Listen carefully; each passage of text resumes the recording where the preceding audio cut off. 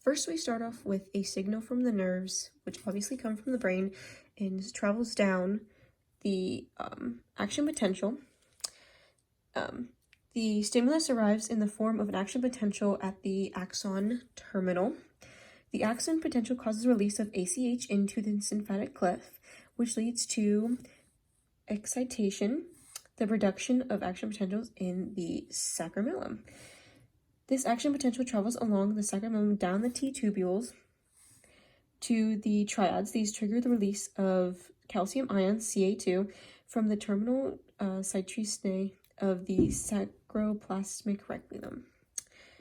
Then we go to contraction cycle begins. The contraction cycle begins when the calcium ions bind to troponin, reacting to the exposure of the active sites in thin filaments. This allows a cross-bridge formation and will continue as long as ATP is available.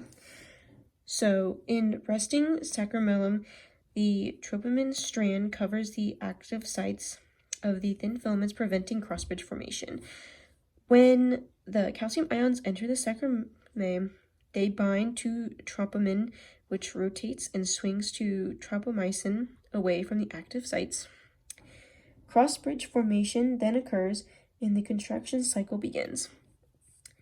Sarcomere shortening. As the thick and thin filaments interact, the sarcomeres shorten, pulling the ends of the muscle fibers close together.